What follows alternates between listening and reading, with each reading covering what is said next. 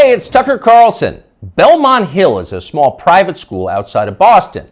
It's not famous for its athletics. The school's mascot isn't even an animal. It's an 18th century navigational tool, the Belmont Hill Sextants. Doesn't even make sense. So when it comes to sports, Belmont Hill is not trying very hard. But the school's athletic program can claim at least one important footnote to history.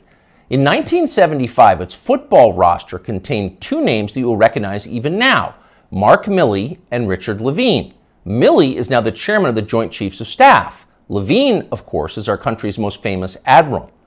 Both transitioned late in life into overweight middle-aged women. Both wound up working as high-level officials in the Joe Biden administration.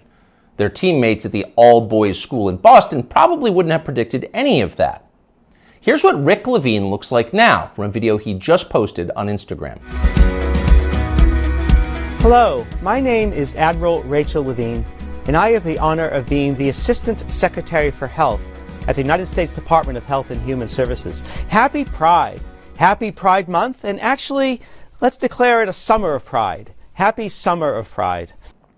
Happy Summer of Pride! Rick Levine is so darn proud he'd like to tell you about it all summer and possibly into the fall. He's got a lot to be proud of. What specifically, you ask? Well, strangely, he doesn't say, nor does he mention his former wife or children. He doesn't tell us whether they're proud too. Since none of them have been invited onto the Today Show to talk about their feelings, we're going to have to guess. For now, we're going to assume that his former family is proud, and why wouldn't they be? Few Americans in our history has come as far as Rick Levine. Here's a fat guy in a Halloween costume who somehow became a federal health minister. Not a small thing, you try that.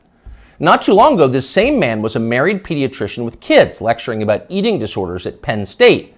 Now he's emerged as a path-breaking Lady Admiral with medals on his chest. And he did all of that without winning a single naval battle, or even being female.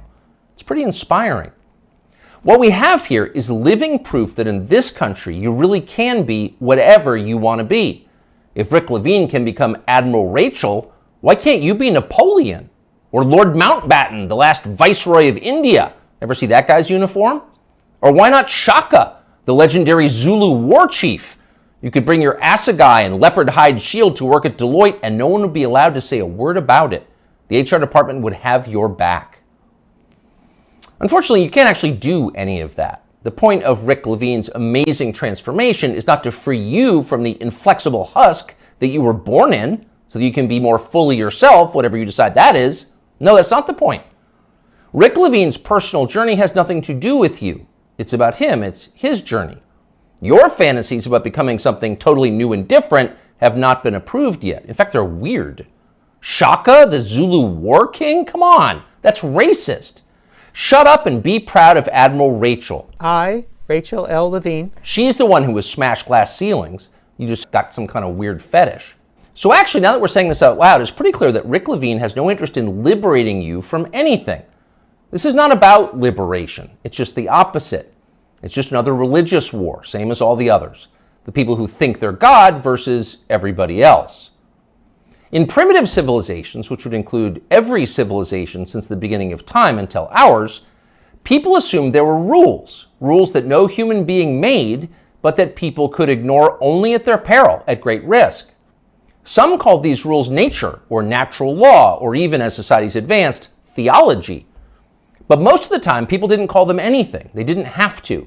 There wasn't a debate about whether the rules were real. People assumed there were consequences to pretending that you were God. They thought Sodom and Gomorrah were real places. They were destroyed for disobedience. They imagined the same thing could happen to them. Not anymore. Rick Levine doesn't worry about being punished by forces he can't see. He knows he's in charge. He makes the rules. He sets the limits. Reality is what he says it is. That's his view, and he shares it with virtually everybody else in a position of authority in the United States. That's a pretty bold bet, really. For 7 million years, human beings have believed one thing, presumably based on some evidence. Around 2015, they became convinced of something completely different. Are they right? It feels like we're going to find out soon. Younger people say the news is full of lies. Kennedy's motorcade. 239 people. The death of Jeffrey Epstein.